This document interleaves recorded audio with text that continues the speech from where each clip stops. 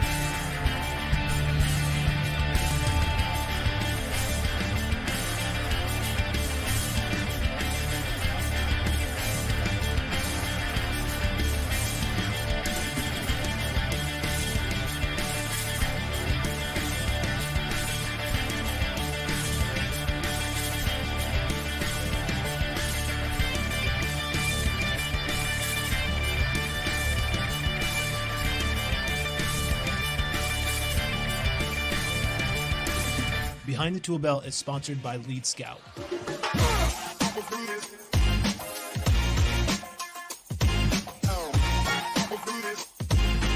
Find out more at leadscoutapp.com.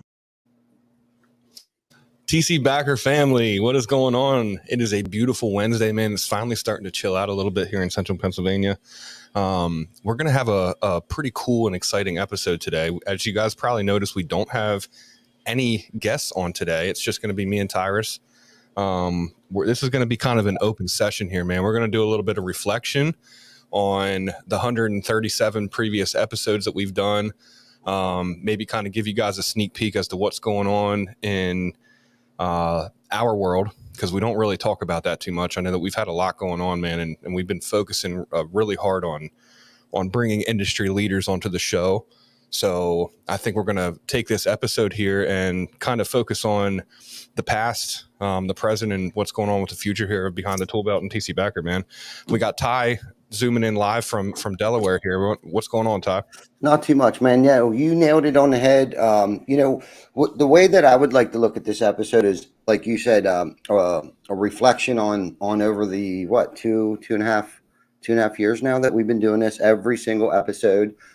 And we kind of sort of chose to take a little bit of a break with bringing a guest on to maybe get back to our roots and do some shout outs to those loyal viewers and listeners out there, and get back to, kind of why and how we started this was, it had really helped our culture a lot around TC Backer Construction, where, at first it was just, our friends, our family, our coworkers that were watching this. And dude, back then, right, like we would get like 5,000 views. We'd have 35 people watching, and you could host a watch party, and like how things have changed and evolved, and how much harder. Honestly, I thought we were working hard then, but today, how we've turned this kind of sort of into a job that we enjoy. So it's not technically a job. It's something that we enjoy doing, but like all of that hard work that we've put into this to just get the amount of views, the traction that we got, and then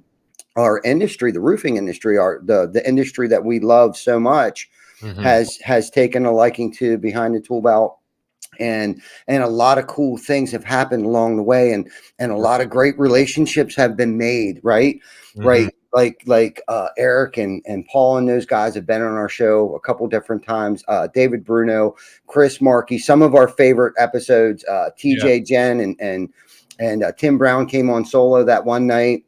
And Deshaun Bryant, of all people, was on like a year and a half, a while ago. It was a minute ago. It was like one of our first headline speakers or guest, I guess, and him and David Taggart. And just reflecting back on really, it wasn't that long ago, but yet it still seems so long ago, and how far we've come, and the technology today that we're using, because like it started out with just an iPhone, like an iPhone, like 8 or some shit. Yeah. Yeah. Yeah, for real, man, for real. And that was all that we knew, man. And it's like it puts a good lesson that, you know, as long as you don't give up, you know, you keep perfecting, you're not going to have it perfect right off the bat, because if it was easy, man, and everyone knew the secrets, and everyone would do it.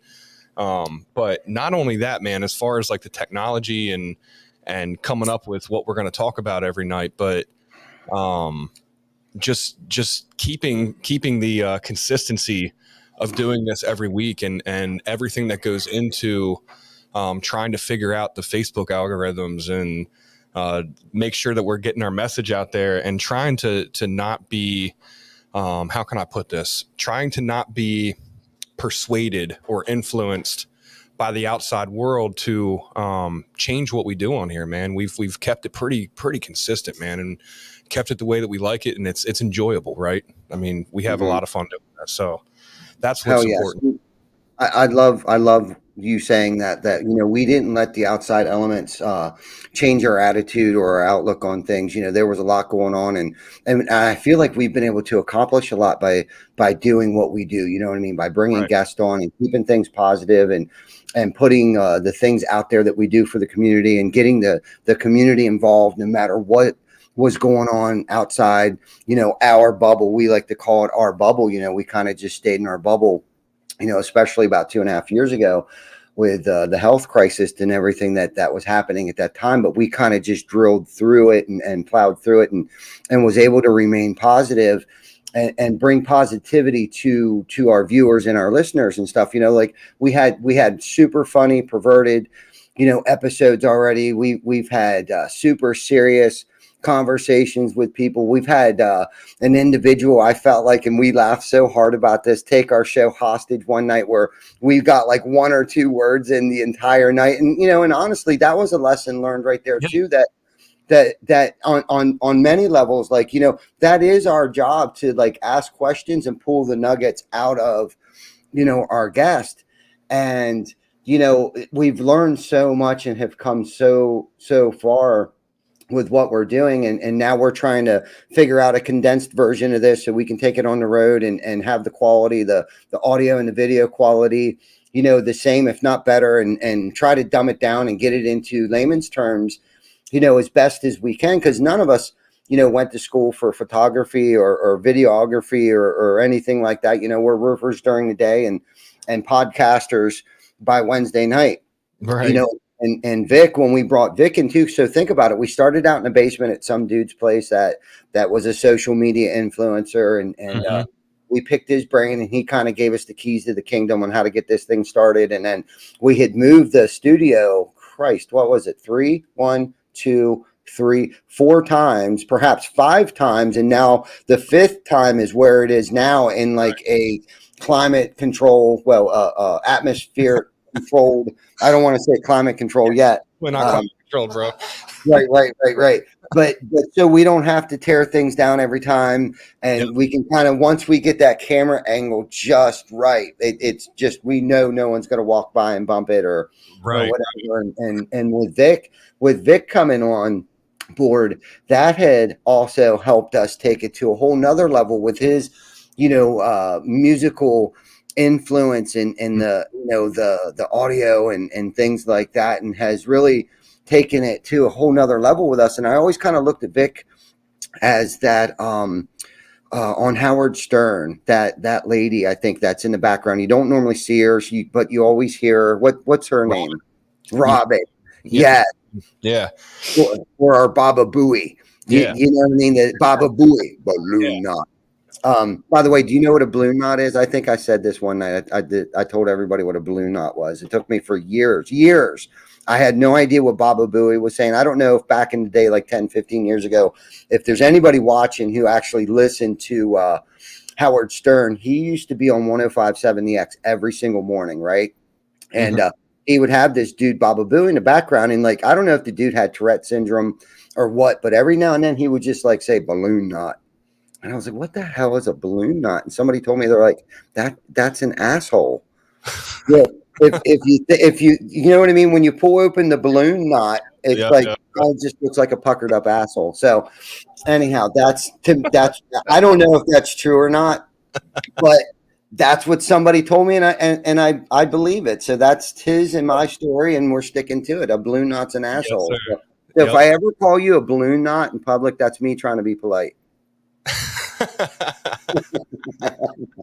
I love it, man. I love it. And dude, we really do have a lot to reflect on, dude.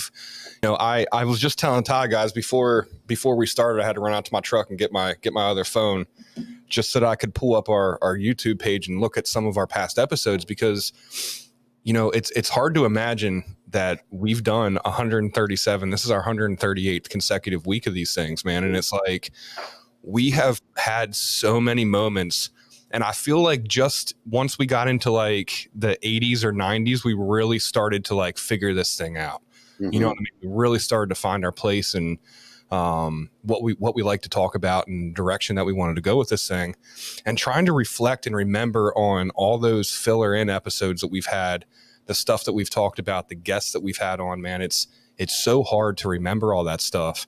But I know, just doing a quick scroll through here, man, I seen a couple that I don't want to say completely forgot about, but like slipped my mind on like some of the really good conversations that we've had, some of the really good topics that we had, man. And one of the things that I always say, one of my favorite episodes was one that we had Chris Markey on. We were in Shane's basement with the green background when we first started, man. And we talk about this every once in a while, but the topic that we had down there was, I forget what we originally were going to talk about, but we started talking about youth sports, and like the importance of, because Chris Markey, if you guys don't know, he's the owner of To the T. He does all of our swag and stuff. So he's also a coach. He was a football coach, and I think he's a lacrosse coach now. But we were talking about youth sports and like the importance of putting your kids through youth sports, like the messages that it's taught that you don't really get anywhere else, on teamwork and leadership and all that kind of stuff that, you don't really understand unless you're a part of it.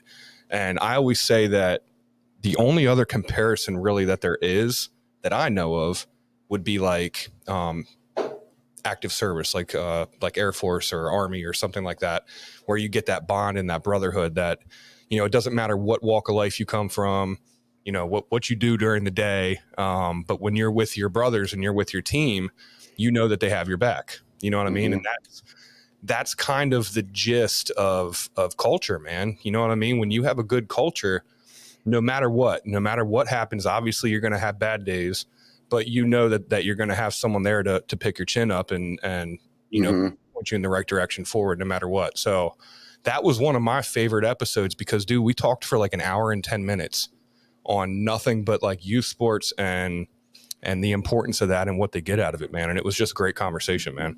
Yeah, no, that was Chris. Chris was and is probably definitely one of my favorite guests to have on the show. And like you said, he's such a blast, and he is the owner To the T Outfitters. He has done all of our apparel, from hats to yard signs to T-shirts to hoodies, and has donated a lot of his time and his team's time and energy to help us, in the community with our community events and all kinds of stuff. The dude's donated his time monetarily and has been a real big part of our success. I really, truly believe that, due to our networking with Chris Markey and our partnership with him. It's guys like him and so many other people that we can't forget where we come from, kind of thing, and to give him a big, huge shout out, any night, every night on this thing, because we honestly, I mean, we did your neighbor. That was, no matter what crazy ideas we come up with or throw at him, he gives us his advice and or just goes ahead and does it, and he does it quick. Yeah. You know what I mean? He was a huge part with helping John, do our rebranding and his through his insight on it and his professional opinion, like, no, that won't fit right on this. And he gave us different ideas of like, what's it going to look like on a business card? What's it going to look like on the front of a shirt? What's going to look like on the back of a shirt? What's it going to look like on the side of a truck? You know what I mean? And helped us with those fonts and all kinds of other stuff like that. But he's a good dude. And like you were talking about the sports thing, right? not to get off track there a little bit, but the sports thing, okay? So like the team, the fellowship, and the camaraderie, right? And I think that's a huge part of why we continue to keep doing this podcast was because if we stick to the basics, we don't have to go back. And we talked about this in our little meeting after one of our episodes a couple nights ago is that I felt like we started to drift away from the basics, right? And talking about fellowship and camaraderie. And it's like, when you look, some of the same people are still watching from day one, right? You got David KX in here. You got Zach Fisher. You got Brittany. Big shout out to Hook Agency is our sponsor. And, Jana, of course, and Vic and Tina and everybody, all of our loved ones and family and stuff like that. And I think I started to get off track there a little bit again. But anyhow, getting back to the sports and the fellowship and the camaraderie and stuff, right? Unless you've experienced something like that, it's kind of hard to explain or describe unless you're living it or living in it, okay? And not to go and talk about TC Backer Construction, but I feel like this podcast had a lot to do with pulling our team together, especially through a lot of tough times, right? Yeah. There was at one point in time, I think everybody thought they were going to die, but yet we were still doing the podcast and we were all working remote, right? But this podcast pulled most of us all together. If you remember back 2.5 years ago when this shit was breaking out, right? You would look in those comments and those viewers, it was almost everybody that we worked with remotely. Right. Now, at this point in time, we're no longer working under the same roof anymore, right? We're all working remote. Now, there was a couple of us at the shop and people would stop in and out throughout the course of the day. But this was, through social commerce, through social media, right? Through going live on Behind the Toolbelt, that held us together. Like this show, if you really think about that this show's held us together. And if you think about those people in that office up there and out in the field, I can't think of one person that's not there still working, right? But what's different today is that there's probably 10 to 15 to 20 more people working for us because of the show as well. So not only has it helped us retain, okay, but it helped us recruit, right? And it has helped us re-recruit the people in order to retain them. Does that make sense? Yeah. I'm following you. Yeah. And it was cool when the pandemic was going on because, like you touched on, man, we were all remote. So like there wasn't really much interaction amongst ourselves, right? But we knew that every Wednesday when we came in here, it was almost like everyone was in the same room, even though we weren't in the same room, but everyone was together and people were commenting and all that kind of stuff. So it was definitely cool, man. And we actually had some really good episodes during that too. Remember, we did our episode where Brewer had us on his podcast. And then the very next week we had Brewer on our podcast. And, those were great. And that was even back.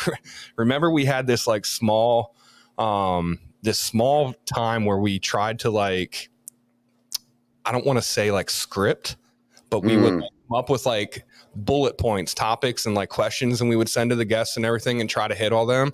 And you remember how stressful that was, dude? Yeah, man. It was horrible. It was so stressful because the whole time you're like not even really able to pay attention to what the people are saying and responding with because you're so focused on how you're going to blend in this next question or how you're going to get to the next topic. Am I going to have time? Oh my God, I only got 20 minutes left. We got 7 more things to talk about. You know what I mean? And it was so stressful. Totally, dude. I agree. I think we did that maybe twice, 2 weeks in a row. And it was like, I couldn't do it. I can't read fast enough like that and think at the same time and come up with my next question or trying to stay on the rails anytime in my personal, professional, like, dude, I'm off the rails, man. Yeah, dude. Yeah. And another cool thing that happened with this podcast, I see Bucky in here. I met my long lost cousin on this podcast. So yes, you did. You hired this dude and made a funny joke about him in front of me. The first time I ever met him about him missing an arm, and turns out he's my cousin. So, I mean, there was that. So there's been a lot of really cool things. And like you said, dude, the relationships that we've built, the stepping stones, and who knows what's going to come in the future, because we do have a lot of plans for this podcast here. Coming, going to be some really cool stuff that's going to be happening in the next 2-3 months here. So heck yeah, man. We got a lot of great people that are actually waiting in line to come on the show. We have people reaching out to us all the time, and it's cool. You know what I mean? There's a lot of cool people that want to do things with us. And I had somebody approach me today, and I'm not sure if I can say anything about it, but it's something else that's really freaking cool. You know what I mean? That because of social media and this podcast and everybody else's podcast, like, oh, I forgot about this. I had the opportunity to be on somebody else's podcast Monday after work. Pete McKendrick with Roofer. He's got a podcast called Roofer's Report, and he it wasn't scripted, it wasn't anything, and I felt pretty good because he had asked me. I didn't ask him to come on his show, but he asked me to come on his show, and I really feel like, we talked for 10-15 minutes before we ended up recording it. And that should be out in a few weeks or whatever. But then we talked probably for another, I don't know, it lasted like an hour, but I felt like we were connecting on so many different levels. And then later that night, around, I don't know, 11:30, I was sleeping, of course, the next morning. I got a message from him.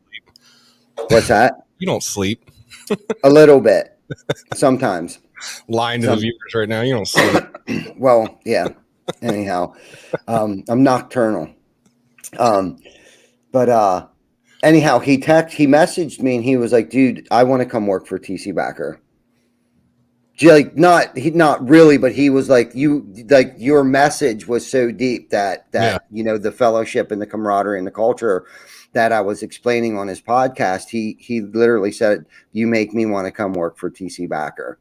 That's cool, man. And it's because of social media. Pete lives, I don't even know where Pete lives, but we right here we are, Chris, I feel like I can pick your nose right now. Like I literally I'm squishing your head right now. Like squish, right? Kids in the hall.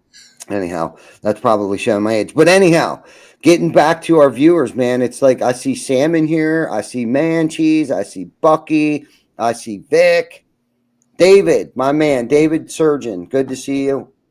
Colin's on here. Colin's kicking ass. I saw that we did a highlight of Colin.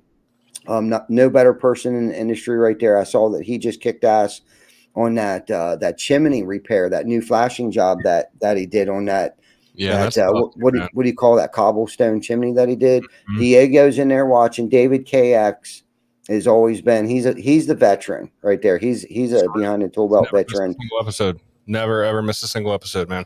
Not one. Zach Fisher right there. Brittany Butler. My boy Shiflett from Waynesboro. I played softball with that dude. He wants to know when we're bringing my dad on. He would actually be a good guest to have on the show. And I keep forgetting my aunt. Dude, my aunt has been in the industry like her entire life. She actually was at Cal State in a construction program for students, and like every year went to Las Vegas and won awards with her and her students and stuff like that. Now I believe she's out in I want to say Denver. She's out in Denver teaching school right now. Her and her daughter, she's got some kind of special program that her and her daughter came up with, supporting women in construction. Dude, that's something we should had her on the show like at least once a month. I mean, her and her daughter are so knowledgeable when it comes to the construction industry. And again, that's going back to all these resources that we have at our fingertips that we talk about, Chris, all the time, that we don't utilize because we're moving so freaking fast. What is it Zach saying? Pop him like a pimple? Who's that? Which one? David KX? My head. Oh, my bad. I'm sorry. Wait a minute. Where is it? I squeak. And dude, like just to touch on Zach Fisher and David and them. I mean, that right there's a relationship that developed through this podcast. I mean, yep. We probably never would have had the privilege of meeting his family. Hell, we sponsor Logan and his motocross bike, man. that's another thing that may have never happened if we didn't do this podcast. Absolutely. And then Corey King just popped in here, another loyal veteran of Horizon Lawns and TC Backer. He just checked in, and that's what, honestly, this is where it all started for us, man. It was all our friends, our family, our coworkers that were supporting us and rooting us on. And again, we just can't forget where we come from, Bum, even though everyone has watched this kind of, pivot over to more of, an industry thing and not necessarily a TC Backer thing. It's more of a behind the tool belt, but we can't forget those viewers who have helped us get where we're at, and our coworkers and our family and our loved ones. Because honestly, there's not one person on here right now watching that I don't love, even from Diego to Zach to Brittany to Chet to everybody that's on here, all the people that are on here watching, Hook Agency, Tim Brown. I mean, there's not one person on here that hasn't showed some sort of love towards us, or who I can't, reciprocate that in some way, shape, or form to them as well. Right. And it's one of them things, man, that that you have someone good in your corner when they're in your corner, even when you're not offering them anything. Mm-hmm. Like it's not like you have the people that come around that that they're going to ask for something at some point. You know what I mean? Like they're not getting anything out of this. I mean, hell, half these guys are in the industry. You know what I mean? It's not something that they're necessarily watching to gain knowledge on roofing. It's just, I believe they truly care about us, care about our well-being, the company, and just want to support. You know what I mean? What's up, Pap? Is Pap in there? Yep. Pappy Richards just popped in here, man. There he is. Chad Schmidt just rolled up in here. Tyler reached out to me. Him and Sam reached out to me earlier to wish us luck for tomorrow. Yeah. This week is a very special week, not to take the show hostage or anything like that, but this week is a very special week. Every year that this week comes rolling around, a lot of really cool things have happened in my life. I have anniversaries. I have some personal other things that have gone on in my life over the years on this week, and hence why I'm not in the studio today. Right now, I'm on what's called the Guinea Creek. The Guinea Creek is right outside my window here, which is a tributary that runs into the Rehoboth Bay, which goes into the Indian River, which takes you out into the Atlantic Ocean. And we're in a fishing tournament, usually around this time of year, every year. And they call it the world's largest flounder tournament, but not just because of that. But I got to spend a lot of time with Jim this week and Jen down here at the office, and we got a lot of stuff, I think, worked out with Vic and Chris and everybody like that. But this week I've received a lot of good news this week, man. That's going to help behind the tool belt. That's going to help TC Backer. That's going to help, a lot of other people and a lot of other families and things like that. And it just seems like, the more that we try to stay positive and try to have a positive impact on people's lives, man, it just seems like every time I turn around, and I'm constantly now like this paradigm shift has happened where I'm always constantly, and Vic can contest to this. We're constantly looking for an opportunity in everything. Okay. I don't care what it is. And Chris, I know we've talked about this too. Mm-hmm. And I started this thing a couple months ago where it's like, okay, even when the phone rings and I don't even know the number, right, that pops up there, for a while, I stopped answering it because I thought it was going to be like an insurance thing, like renew your car, whatever the hell shit it was there for a minute that when people were calling. But every time I see it, it doesn't create anxiety anymore because I look at the phone and I'm like, this is opportunity. Yeah, this is opportunity. And I swear to God, probably at least 4 out of the 10 times, 4 out of 10 times that when I answer that phone, it is opportunity. And then the other 6 times, it's usually, it hasn't been the extended warranty shit for my car. It's something that's not negative necessarily. That in instances where it's like I'm actually kind of grateful that I just answered the phone. You know what I mean? So, I've been just looking at anything and everything as an opportunity, even if I'm being screamed at on the other end. I've been saying to myself, there's got to be an opportunity in this somewhere, some way, somehow. And And that's kind of the headspace I'm in, and it's been such a awesome week, and God has been good and has showed me grace, and I know I'm on borrowed time, and I'm going to take advantage of that.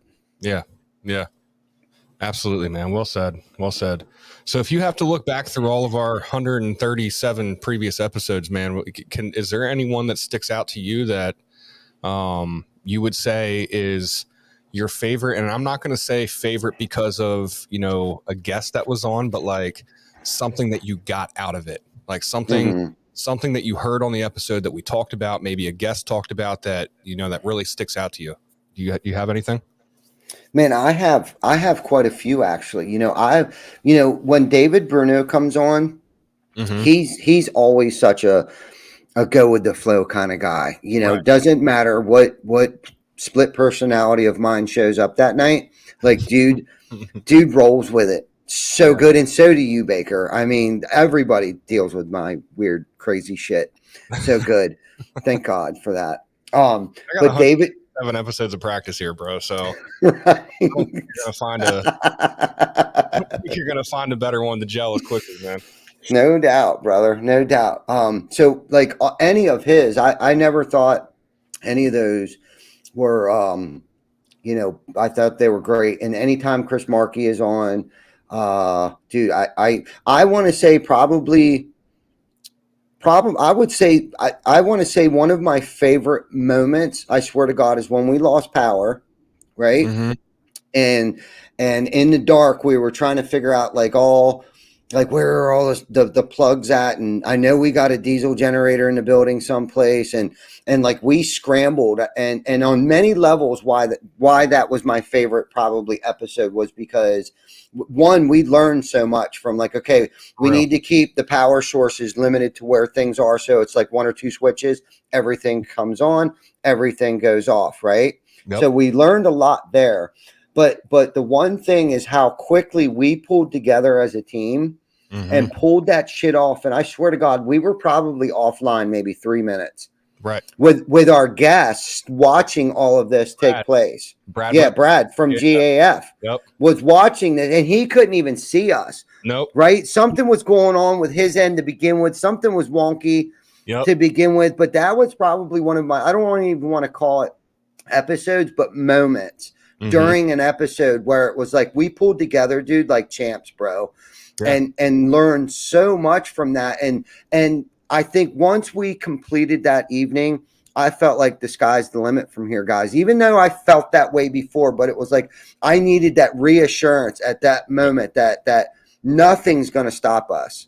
Nothing can stop us. We've had 3 to 6 inches of water rolling under our feet as the cameras were rolling. We've had power go out. Chris, your basement was flooding, mad, crazy COVID. You were sick. I was sick. Vic was sick. Guests were sick. So, man, and I don't want to say who was my favorite or which episode was my favorite, but I'm going to say that was probably one of my most favorite moments, and confirmed to me that we can accomplish anything together, bro. Yeah. So I'm going to flip that back over on you. Is there 1 or 2 episodes? I got one easy, bro. I got one that sticks out to my head. Larry Bubba Richards. That was my favorite episode, and it's not just it's for numerous reasons, man. Number one, I think he's a stand-up class act guy. He has a great fucking story, a great background. So you have like the comeback king type story where he's beaten down and comes back and builds an empire. But not only that, man, just like some of the things that he was saying, I can remember a lot of the things, and not to diss any of our past guests or anything, because I do remember some things, but his stuck out to me more. His whys, you know what I mean, like the things that he wants to accomplish, why he wants to accomplish it. The examples that he said about how he was treating his family, and why he wants to change that so he can have generational impact. You know what I mean? That's a term right there that he used that has stuck with me, man. Generational impact. And the reason that it sticks with me just is because we are all, especially at the TC Backer family, man, we all have some kind of shit that we either were part of or were brought up in or something that we could be allowed to dictate our path, but didn't. You know what I mean? And that's something that we all have in common. And, you know, just his story, man, and the reasons that he's doing the things that he's doing, why he's in roofers in recovery, why it's so important to him. You know, the generational impact that stands out to me as number one, as far as topic and things that have stuck with me that I've pulled out of an episode. No, that was good. And to throw a couple other people in there as far as episodes go. Jonathan Sherwood had a great message, had a great story, and had a huge impact on me.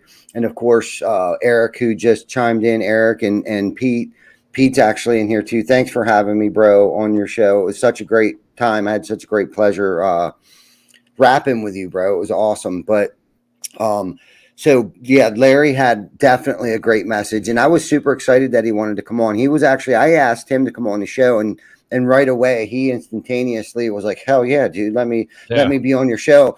Oh shit, Mullins. Dylan Mullins, bro. Yeah. He was probably, and this was just like a month or two ago, right? Like he came on and he was like, dude, now I can take this off my bucket list. And to hear people say shit like that, you know, and it was flattering, but in the same token, it was kind of like, dude, like we're doing really cool shit here, man. For real. You know, and people were starting to notice it and all that hard work week after week after week after week. And I was talking to Chris Hofstra, and plus him and Joe have come on the show before, but I was talking to Chris one day about some things. I was like, man, you know, because you know me, Chris, I'm always like, dude, there's always one more layer of the onion that we can peel back. We can make this thing better. And Chris basically told me, like, dude, you're overthinking it, bro. He's like, let me tell you why people chime in every week. Let me tell you why this thing is getting so much traction. Let me tell you why it's starting to be noticed. I'm like, okay, tell me already. He's like, because you've been consistent. Week in, week out, week in, week out, week in, week out, week in, week out. And I thought about that for a minute. I'm like, you're right. Because I don't know how many times, man, I've laid in bed after we were done and thought, man, damn it, I should have said this. I should have said that. Why did I say this? Why did I say that? God, I said too many I said buts, ands, this, fuck too many times, whatever. You know what I mean? And just have kicked the shit out of myself probably more times than I felt like, damn, dude, that was a good episode, bro. You know what I mean? Like I've kicked myself and remained humble over this whole thing. Like I honest to goodness don't think that this thing has changed me in any way, shape, or form. You know, and the other cool thing is too, Chris, we don't do this for money, bro. No, we do this because this is our rock band. And I love it. I love you guys. I love hanging out with you guys. We feed off of each other. We keep each other motivated. And again, it goes back to that fellowship and that camaraderie in our culture. And I can't say it enough tonight, man. Like if we don't leave the basics, we're not going to have to go back. And again, like I'm looking at these people that are in here right now. Jana's in there. Eric Obram, you know, he's one of our biggest cheerleaders right now. Oh, right. Jen Silver show, Sam. That's right. You know, when Jen was on, Samantha Glackens just said when Jen was on, oh, how about Elizabeth, dude? I was just going to say that. Now, dude, okay, listen, I'm sorry. I'm going to say that was my favorite episode. Elizabeth? That just gave me fucking goosebumps. That was a really good episode, man. That was. Yes, that was a dude. Naveed's story, man. Yes. He had a really, really good story, man. And you want to talk about, you know, I feel like it was right around that time when we had those two on because they were like back to backs, right? We had Naveed. I think that was when I actually had like the light bulb that went off that I was like, because you know how in private, you know, the three of us, me, you, and Vic, we always talk about how there's definitely impact happening that we don't realize. Like people don't really realize are watching, but like that episode, after that episode and like hearing the excitement in that man's voice that I've never met in my life, like that's where it really clicked for me that like, dude, we are actually like having an impact on people, man. Like people are actually listening to what we're saying. And it's not just our loved ones anymore. You know what I mean? And it's not that I didn't think that, we were ever going to do anything with it or whatever. I don't know what I was thinking, but that's where I really clicked for me that I was like, dude, we really are a little bit and more impactful than I thought that we were. Yeah, for sure, for sure. Jim Hankey just said the show is real, and you're right, Chris. Like 2 times we tried to come up with like bullet points, not scripted, like word for word, scripted or a teleprompter or anything like that. I think we were overthinking it at one point in time because we wanted to keep people engaged. We wanted people to follow us and like us and do things, and we both talk about this all the time, and we haven't so much lately, but early on it was like, dude, we don't care if only one person watches.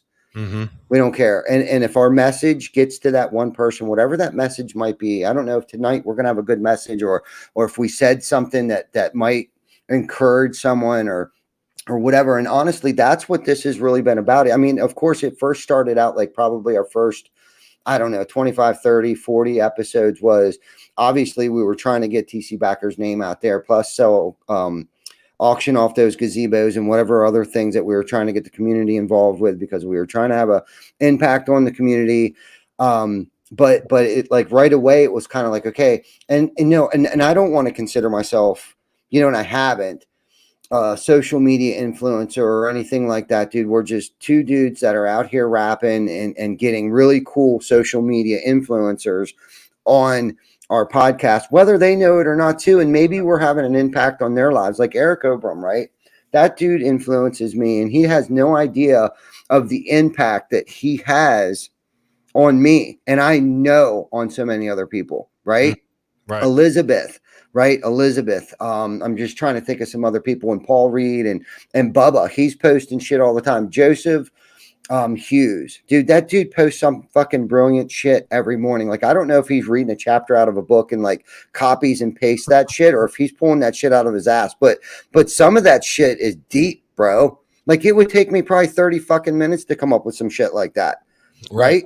But like, it's having an impact on my life, and it gets my juices flowing because he's like, he's like a, he's all about, extreme ownership and constantly stepping outside your comfort zone, getting comfortable with being uncomfortable, right, man? And that's honestly on a daily basis. I think that constantly, dude. If I don't want to do something, I say to myself, is it because it's making me feel uncomfortable? Is that why I don't want to do it? Because of fear. Typically, I'm a fear-driven person. I'm either going to lose something or I'm fearful that I'm going to gain something or get something or whatever. I mean, and I think a lot of people don't even realize that that's what motivates them. You know what I'm saying? Like most people, get out of bed, like if their alarm goes off, like the fear of, oh my God, I'm going to get yelled at. Oh my God, I'm going to lose my job. Oh my God, I'm not going to get the hours in today. That's like a healthy fear. Like when I drank, my fears were when I saw red and blue fucking flashers in my rearview mirror. You know what I mean? And that kind of shit is like unhealthy fear. You know what I mean? But today I'd like to think the fears that I experience today are healthy fears, but I have to learn how to walk through those fears. And typically when I do that, it makes me a stronger person, or I've learned something and I'm trying to achieve a goal, and I can't achieve that goal if I'm just staying comfortable and staying in my non-fear zone. You know what I mean? Like none of us would be here if we weren't pushing each other on a daily basis to step outside of our comfort zone. And what, if you think about all that is just fear.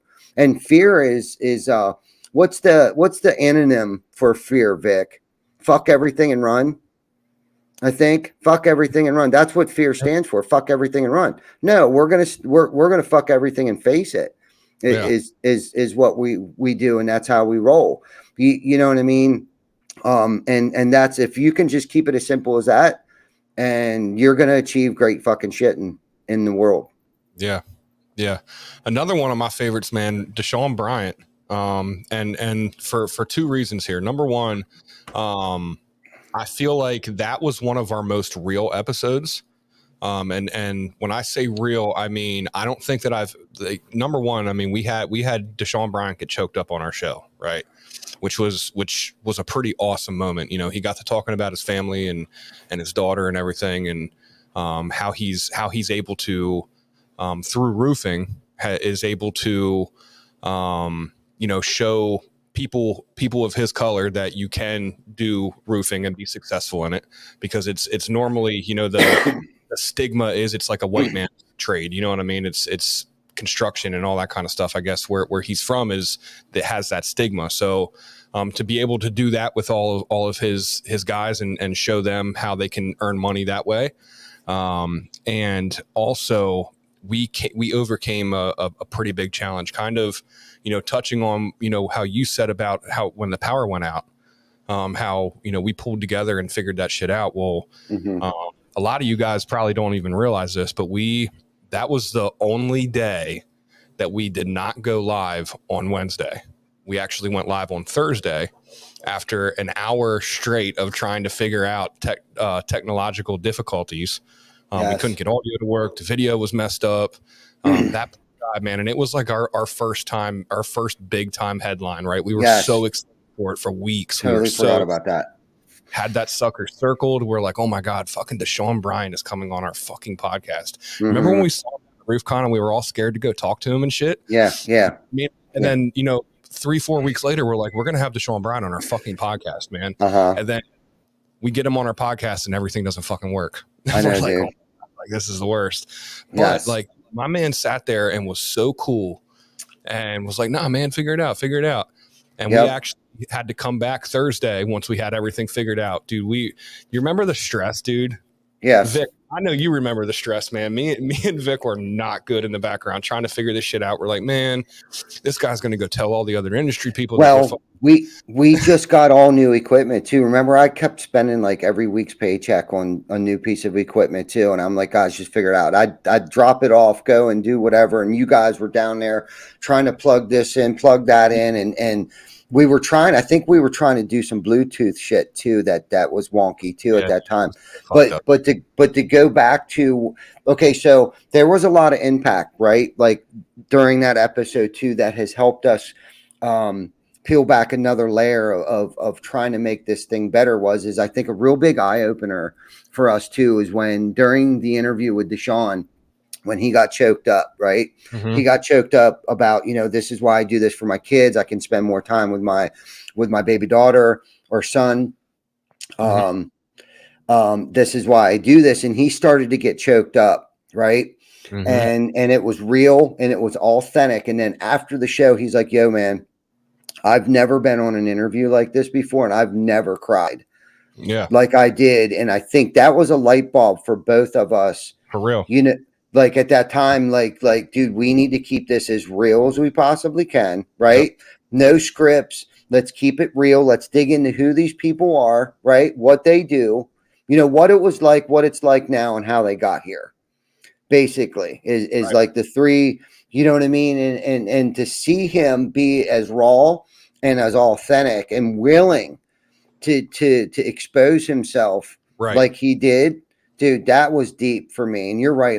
We should have probably thought about this a little more tonight. I know, right? You know what I mean? Before we hit.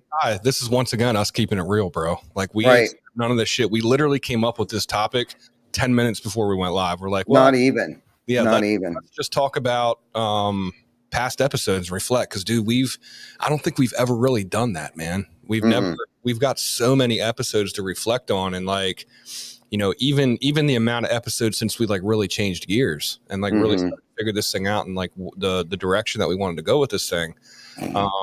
We've never really just taken time to like chill and reflect on all that stuff, man. And dude, we've had so many great moments, so many great episodes and great people and great topics. And like, I can probably sit here and pick out a favorite moment out of all the episodes if I scroll through all the episodes and look at them all. But a couple of them that we've mentioned here, like really stick out, for multiple different reasons, man. And like that Deshaun Bryant one, you hit it on the head, man.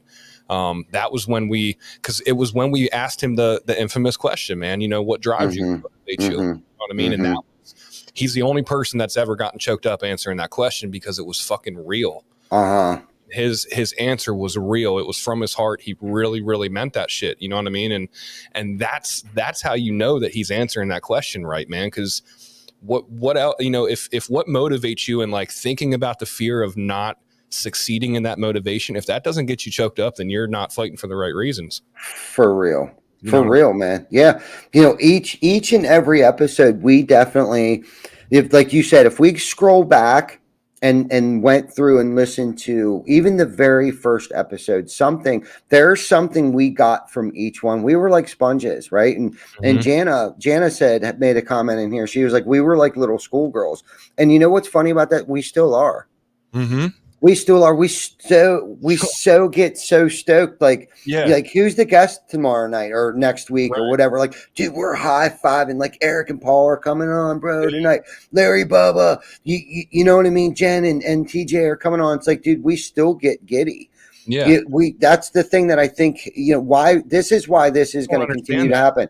Right. That's why. No.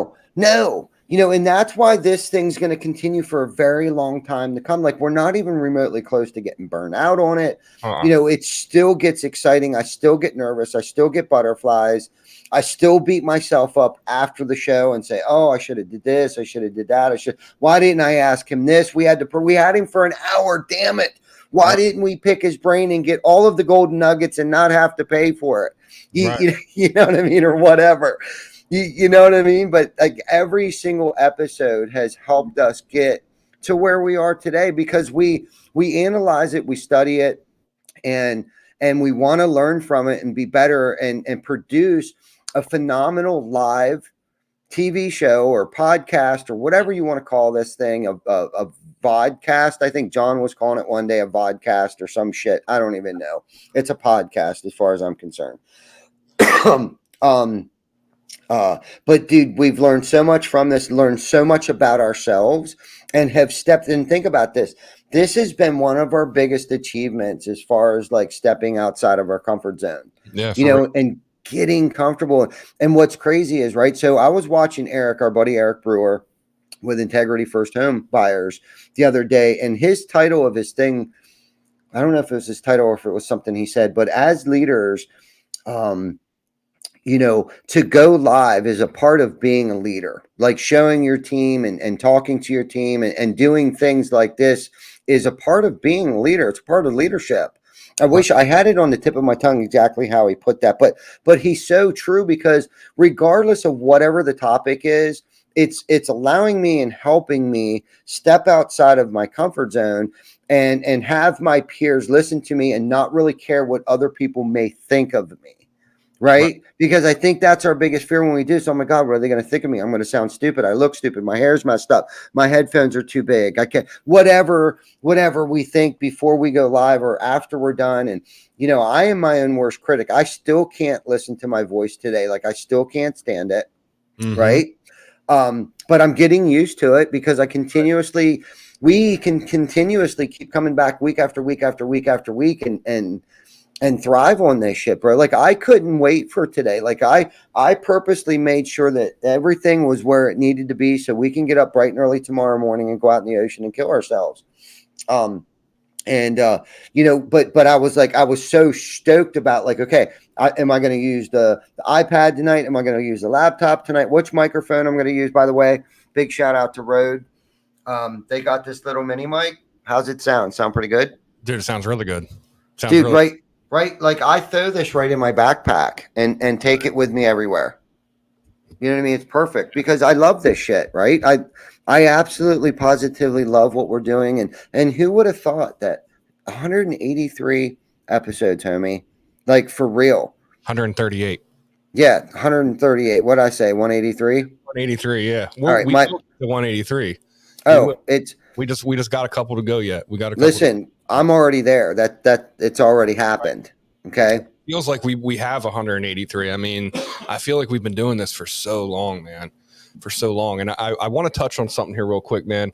You were talking about how, one of our biggest fears when we first started, and you and I were I remember the first time that we went to do this, man. Remember we rode together in your truck down to Shane's and we were both like, dude, oh my God, dude. Like, I'm not ready for this. Like, I'm good on camera. Like, I don't even know what to say. I don't know what to do with my hands. Like, I don't know. Like, this is new to me. You know what I mean? And I'm thinking in the back of my head, like, man, what are all my old schoolmates going to think? Like, this isn't Chris Baker. You know what I mean? He wouldn't go live. Like, that's not that's not him. You know what I mean? And I was so worried about what other people might think. And it reminded me while you were talking about that, I had a moment with my son, my oldest son, about 2 weeks ago. We took them for their birthday out to Six Flags. I have twin 16-year-olds. So me and Britt took the twins and two of their friends out to Six Flags, right? And there was a moment that me and Britt were walking back. I think we were grabbing a beer, something. And my son and my daughter's friend were just standing amongst a bunch of people, just dancing and goofing and just carrying on, right? And I recorded a video of him. And I had a moment with him about 3 or 4 days later that I finally worked up the courage to, you know, say the corny thing that a dad would say to a kid. You know what I mean? Because I'm not good with like the corny stuff. You know, I'm more of like a hard edge kind of guy. Like I don't get too emotional and that kind of stuff in front of people. And it's something that I have to work on. You know what I mean? Because I was always raised in the, you know, your dad's the hard guy. You know what I mean? He's the hard ass. He doesn't show emotion. But I had a moment with my son, and it was a really cool moment. And I basically told him, like, you know, I'm super proud of him, number one, because at his age, 16 years old, number one, there's a lot of pressure. There's a lot of pressure in public school systems, trying to fit in, trying to find your place in life, what you're good at, what you want to do for the rest of your life. And dude, that kid doesn't give a fuck what people think, man. He really, really, truly does not give a shit what other people think about him, man. And like, I don't want to say he's so lucky, but I told him, I was like, dude, I'm so proud of you for being that kind of person that just is a good, genuine person and just doesn't give a shit what people think, man. Like being able to just break out into a dance in front of 100 people that you don't even fucking know. Like I would never do that at your age. Like I never would have done that because I would have been worried about what people might think about me that I don't even know. Like how stupid does that sound? And I even told him, I was like, dude, like I'm almost jealous because when I was your age, dude, I was so wrapped up in what other people might think, you know, all my classmates and all my peers and, you know, what the outside world might think of me, that I wasn't able to have fun like that, man. Like it's just really awesome to see a kid at that age just have that kind of mentality, man. Just have a good heart and not give a shit what people think about him, man. He's just a good kid. And, you know, I that's something that I can look back on and I'm never going to forget that moment. Like that's a moment that I'll never, ever forget for the rest of my life, standing there and just watching him and just that overwhelming warmth of just love and proud, you know what I mean? I had of him, in that moment. So, you know, we all have things that we have to overcome. And dude, Ty, me and you have come a fucking long way on this thing, man. Cause like I actually come on here and very rarely do I get nervous anymore. I feel like I finally cracked the code on how to act and not really give a shit what I look like on camera, how I talk or anything like that. Like it doesn't really bother me anymore. The only thing I ever get, and I'm sure you can agree with me on this, is when we get like real big guests that come on, I get a little nervous as far as like, you know, I don't want them to think that we're wasting their time. Are we going to have good questions, that kind of stuff. But as far as like, you know, what we're going to say, how my voice sounds or anything like that, I don't really get nervous like that anymore. And we've come a long way with that, man. For sure, man. It's more of an excitement, I think, anymore, not necessarily fear, because, you know, we are perfectionists and we want things to go over well, and we do know things can happen. But to talk more about that conversation that you had with your son, Chris, that's a total reflection of you and the way that you're bringing him up, that he doesn't have anything to worry about at home. Do you know what I mean? That he knows that you love him, support him, both parents love and support him. And that he doesn't have that noise that we had probably as kids growing up, that those fears were already built in, right? Right. Well, think about it, Chris. Like he doesn't have that. He doesn't have that insecurity or that inferiority complex that some of us, you know, suffer from, right? And that's a pure reflection on him. And listen, he's never going to probably forget that conversation that you had with him. So not only will you not forget that, right, but he won't forget that either, you know, and keep that in mind, you know, as parents, you know, it's the little things too. It doesn't have to be this big grandiose gift or whatever, this mind-blowing situation, dude. It's just a simple conversation to pump them up and let them know that there's nothing that they can't have in this world, but in the same breath, nobody's going to fucking give you anything either. You're going to have to take it, kid. Absolutely. You know what I'm saying? And you know, and talk about, you know, I get butterflies too sometimes. I mean, like you said, we get people, you know, and this, I guess this is the thing where we need to think about too. They're probably just as nervous as we are. Right. And that's what Yeah, we don't realize sometimes, I think. You know what I mean? That it's like, right. you know, we stand behind the scenes and high five each other, but like for all we know, these people are like, oh my God, like we're going on behind the tool belt. Like I don't look at our thing like people would think that way, but like the farther this thing progresses, the more I'm like, you know, maybe that is a possibility. Maybe people really do look up to this and look at Hmm. this as a good thing for the industry, you know, more than what we even realize. Right. Right on, man. Nope, that's good stuff there. I thought I saw somebody, Brandon Severns was in here, Chris. I just want to shout out a couple people here. Like I just, Yep. Yep. um, you know, Chris Baker's in here. Your daddy's watching. Yep. What's up? Um, which is good stuff there. I saw Brandon. I felt like I saw some other people in here Yeah, we too. got Gio Molina in here, Kevin Dingus, Oh, Daniel dang this. Barker, man. He's another OG, man. Daniel Yeah. Barker, he's seen a lot of our episodes, and he always, even if it's only for a couple minutes, man, he always stops in and says hi. Yes, he Jim does. Hankey, Yep, Jim Hankey, Susan Sherwood. She's a longtime friend of mine. Mackenzie Miller. Good to see you, honey. Love you very much. Thanks for watching. Hopefully, Skylar's doing great. And Jim Hankey, Zach, and Dingus. I saw them, and Brandon. Hopefully, if Brandon, you're still watching, thank you, and thank you for everything that you do, bro. And I'm grateful to see you watching the show, man. I think it's been a minute since you've been on here, but thank you for always tuning in, and thank you for always being the first one at the shop, bro. Yep. In the morning. You know, thank you for that, bro. You set the standard. You know, after the torch was passed, you've ran with it. And I'm saying that because I felt like early on in my career, you know, and I still feel this way, to be the first one there and the last one to leave. But I'm sure as fuck not going to get up at 3:30 to beat fucking Brandon there in the morning. So thank you for not learning necessarily, but catching what you watch. Yeah. You know what I'm saying? So thank you for picking that up and everything that you do. Oh, and we got a great email today. I don't know if Brandon saw it or not about, I know Vic got it.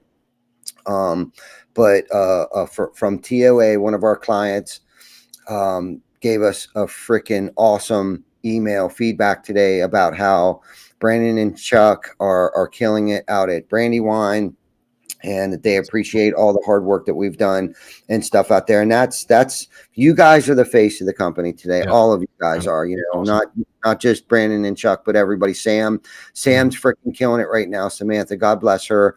I actually ended up and she'll probably find out sooner or later. I'm not even going to say anything, but she's just a good freaking kid. And Tyler, good kids. They're soon to be mom and pop soon. Yeah. Pappy's actually going to become a pappy. Little does he know she's going to name, if it's a boy, Ty. Not Tyler, I mean Tyrus. Yeah. That's good. Anyhow, That's yeah, good.